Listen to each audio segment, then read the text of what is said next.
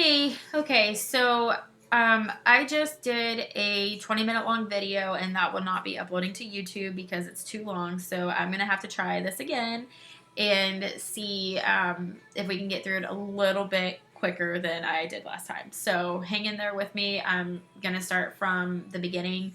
Um, I have already done an import, but I'm going to show you real quickly what you would do. So I use Photo Mechanic, which is this little tool down here, to actually call all of my images, categorize them, and then I will go through, and this wedding has already been edited actually, so you're going to see my favorites folder. It right here is huge because I've already done all the editing for that particular folder, and I will go through that. I'm going to try to do that in a different video because I think that's what took up so much time for this one. So, but Photo Mechanic is where I actually call the images I'm going to keep, categorize them, and then I will drag and drop them into Lightroom. And when that happens, it pulls up with this screen right here. And you want to include subfolders, okay? Because if you don't, it's going to tell you that there isn't any photos in that folder. So you would have to click around until you found those folders. So for this particular wedding, it would look like this. That's the wrong one, sorry. Right here. So if I clicked right here, you're gonna see no photos found. But when you click include subfolders here, right here, or here, it's automatically going to check that, and you're going to start to see these images loaded. So these are all grayed out because I've already imported them for us to work on, and I have this box right here checked, and this is what you want checked so that you're not importing duplicate sessions. If you're planning on outsourcing, you're going to want to build the smart previews and go from there. The other thing you might notice is that I have a develop preset right here, and it just applies all my basic edits upon import, so it's one less thing I have to worry about. I'm going to go ahead and cancel this because the wedding that we're going to be working on is right here. So all the images that you see that are 5-starred are the images that I chose to blog. And so those are the images that I edit first so that the rest of the gallery is completely cohesive and consistent. But what we're going to do now is we are going to go over to this develop tab. I'm going to get to the other in just a minute.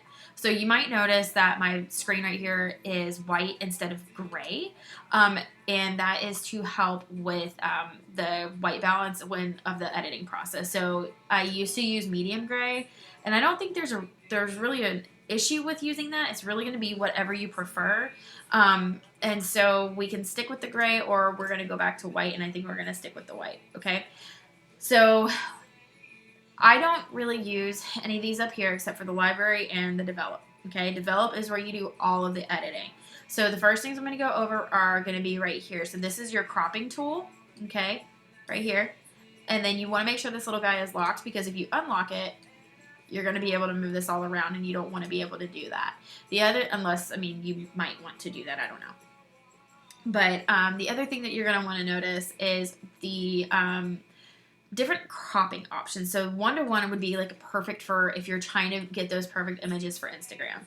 So 4:5, 8:10, I use this, honestly, when I know somebody is going to be wanting to print an 8:10, because it gives me more control over what part of the image is shown. But I only do this if I know that they're going to want to print, and I have an email that goes out to them that tells them to let me know what images they're wanting to print in 8:10s, and I can send them a specific file for that. Okay. The next thing that you're going to see is this little guy right here. He is a clone tool. So let's just say this little guy right here is bugging me. You can do this, and it'll do an imperfect clone. I can adjust it like this, but it doesn't bother me that much. I don't care. So I'm just going to go in, hit delete, and it's going to delete that little adjustment. You can change the size, the feathering, the opacity of it, which means how see-through it is, and then go from there. I don't really use that tool very often, but there it is if you need it. This is how I avoid going to Photoshop as well. This is red eye correction. I never use it. Gradient tool. This little tool is pretty neat. So right here you can see the side of the image is a little bit darker. So if I wanted to brighten this side of the image up, you can come over here and you can brighten it up just this section. Okay, and see how it kind of creates more of an even lighting, but it's not impacting the entire image. I actually use this tool quite a bit, and I really like it. You can see it over here what a difference it makes too. Look at this. Watch this little icon over here. I'm gonna take that away. Wow, look at that. Okay. So this next little one right here is a radial filter. So what that means is, let's just say your subject is in perfect light and everything else around them is too dark. So you can draw a circle. Right now it's inverted. You click invert and you can actually brighten everything else around them, right? Look at that. So this right here, it doesn't change the exposure of the dress, just everything else around it, okay? So I'm going to get rid of that. And then this little thing right here is a brush tool. So let's just say we want to adjust just a small part of this dress right here. You can just increase that part of it. We don't want to do that much. But you can just change that one section that we just brushed over. Look at that. See?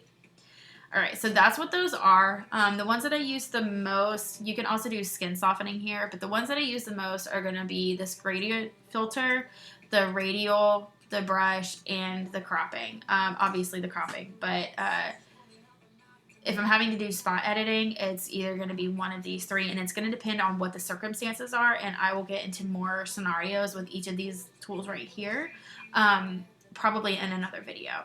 Okay, so the next part that we're going to go down to is we're just going to go through the basic tabs and show you what all of this is. And then for each different part, I will do a different video. I just wanted you to know where everything is. So Camera Raw is a little bit different than what you're used to seeing in Lightroom. In Lightroom, everything is laid out to where it makes more sense throughout the editing process, okay? But there are a couple of things that's different. So in Raw, this particular shadows right here is known as fill light. So if you were to do fill light here, it's just going to brighten a little bit of the image. It's not really going to have that much impact. But this part right here is going to be impacting this. You see that? You see how it's impacting a different part of the image than up here? So that's something that you're going to have to, that's something that's a little bit different about Camera Raw, is you kind of have to figure out what's a little bit different. But I suggest that if you don't know what any of these things do, just slide them. Ooh. Just slide them and it'll give you a good idea of what they do and what you prefer for your style, okay? So you've got your exposure, your contrast, highlights, shadows, whites, blacks. The texture we just played with a little bit. The clarity. This is different than this, okay? And the dehaze is really good if you have images where the sun was peeking through. I like to dehaze all my images by about 8. And then you've got your vibrance and your saturation. This little tonal curve is really cool though, because it does impact different parts of the images. But when you're going through and you're editing, I want you to pay attention to what your settings typically are. So mine usually start out something like this. Not exactly, but they usually start out something like this in my basic preset that I have. So I didn't click anything. Why is it doing that? But anyway, so that's what that looks like. So that it would look something more like this. So it's a backwards C, but my lights tend to be up here and my shadows tend to be down here. Okay, typically this is not an edited image, so don't judge me for that. All right, and again, I'll go over more of this in a different video. I just want you to know where everything's at right now. So your HSL color tab is going to be one of your best friends. So if you ever find that your images are having, like this dress was almost pure white, so I can guarantee you that if I slide this blue slider to the right, you're going to notice a ton of blue in here. There's no blue in this dress. So a lot of photographers struggle with finding why the dress looks so odd, and it's because it has colors in the dress it doesn't need to have. So, and if you look here, you're going to see that this luminance, which is basically either going to brighten the blues or darken the blues, is going to make a difference. So if I'm shooting a white dress, I'm going to desaturate the blues, assuming that he doesn't have a super bright blue suit, and for mostly I'm also going to increase that a little bit to make it a little bit more white, okay?